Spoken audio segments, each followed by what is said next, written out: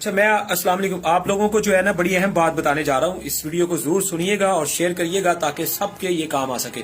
میں نے صرف اس ویڈیو میں یہی بتانا ہے کہ سب سے بیسٹ طریقہ علاج کون سا ہے. میں نے یہ نہیں کہنا کہ کون صحیح ہے کون غلط ہے. پہچان آپ لوگوں نے ان لوگوں کی خود کرنی ہے کہ کون سے لوگ صحیح ہیں اور کون سے نہیں صحیح ہیں. کسی کو اچھا برا میں نے نہیں کہنا.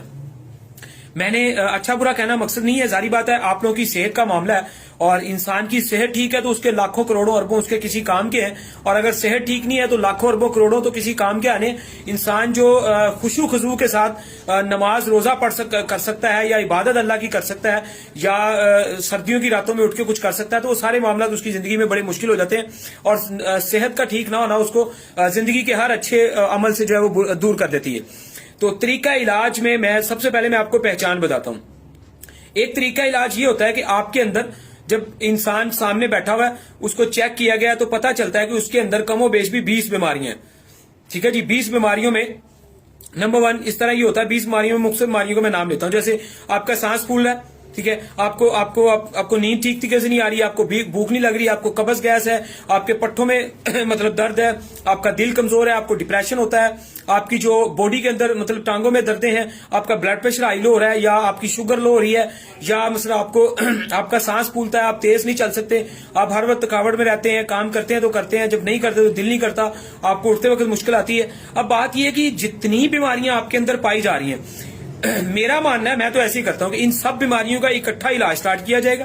جب ان سب بیماریوں کا اکٹھا علاج سٹارٹ کیا جائے گا تو فار ایگزامپل آپ کو 10 یا 15 دن کی ایک دوائی دی جاتی ہے اور آپ کو ایک غذا کہ آپ نے کیا کھانا پینا ہے اس علاج کے دوران وہ آپ کو بتایا جاتا ہے. تو آپ اس علاج کو شروع کرتے ہیں تو 10-15 دن کی وہ دوائی ختم ہونے کے بعد آپ جب معالج کے سامنے بیٹھتے ہیں تو آپ سے ڈسکشن ہوتی ہے, آپ سے سوال ہوتا ہے, ٹھیک ہے, آپ کہتے ہیں جی ہمیں کوئی فائدہ نہیں ہوا. مطلب میری تو عادت ہے, میں اپنے جو ہے اپنا پیشنٹ سے سوال کرتا ہوں کہ آپ کے یہ 20-25 مسئلے تھے, اس میں ہم ایک مسئلے پہ سوال کرتے ہیں.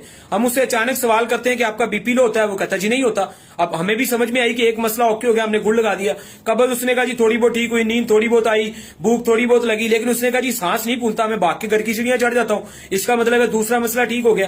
یعنی کہ وہ 15-20 اس کے اندر مسئلے تھے, ہم نے ایک دوائی دی اور وہ 15 دن بعد ہمارے پاس آیا. بے شک وہ کہہ دیتا ہے کہ جی مجھے فرق نہیں پڑا, لیکن ڈسکشن کرنے پہ پتا چلتا ہے کہ 15-20 میں سے اس کے کوئی 5 مسئلے ماشاءاللہ کافی حد تک بہتر ہو گئے. اس کا مطلب ہے جو باقی کے 15 رہ گئے ان کا علاج سٹارٹ کیا جائے گا. اب دوسری طرف جتنے بھی طریقہ علاج مارکیٹ کے اندر چل رہے, دوسری طرف یہ ہے کہ آپ علاج کروانے کے لیے گئے ہیں, آپ جا کے کہتے ہیں جی میرے سر میں درد ہے, آپ کو سر درد کی دوائی دے دی جاتی ہے. آپ کہتے ہیں جی میرے پیٹ میں قبض گیس ثابت ہے, آپ کو پیٹ قبض گیس کا کوئی بھی کیپسول دوائی اٹھا کے دے دی جاتی ہے. یعنی کہ آپ کے باقی سارے باڈی کے مسائل کو دیکھا نہیں جاتا. اور اس میں ایک اور مزے کی چیز ایڈ کرتا جاؤں, آپ کسی کے پاس جاتے ہیں علاج کے لیے, آپ کہتے ہیں جی میرا سانس پھولتا ہے, اب وہ سانس پھولنے کی ایک دوائی آپ کو دے دے وہ الگ سے. اچھا آپ کہتے ہیں مجھے دل کے اوپر کوئی مسئلہ مسائل ہے, آپ کو دل کی دوائی دے دے. آپ کہتے ہیں مجھے نیند کا مسئلہ ہے, وہ نیند کی گولی دے دے. آپ کہیں جی مجھے بلڈ پریشر کا مسئلہ ہائی کا, وہ ہائی کی گولی دے دے. آپ کہیں جی مجھے شوگر ہے, وہ شوگر کی گولی دے دے. آپ کہیں جی مجھے جوڑوں میں درد ہے, وہ جوڑوں کی دوائی دے دے. اچھا یہ دوائیاں بھی بدلتی جائیں گی, اکثر ڈاکٹر اور یہ حکیم معالج جو ہیں یہ علاج کرنے والے بھی بدلتے جاتے ہیں. ٹھیک ہے جی. اچھا پھر بہت سارے جو یہ لوگ علاج کرتے ہیں وہ یہ نہیں بتاتے کہ علاج کے دوران آپ لوگوں نے کھانا پینا کیا ہے. ٹھیک ہے, اب یہ دنیا کی سب سے بڑی مسٹیک ہے. مثلا آپ کھانے پینے کی وجہ سے بیمار ہوئے ہیں اور کھانا پینا درست کر کے آپ کو ٹھیک کیا جا سکتا ہے. دوائیوں نے تو ایک سہارا بننا وقتی, ٹھیک ہے جی, دوائیوں نے ایک وقتی سہارا بننا ہے. اب آپ جس چیز نے آپ کو پرماننٹلی ٹھیک کرنا ہے اس کے متعلق خوراک کے متعلق آپ کو شاور ہی نہیں دیا جا رہا.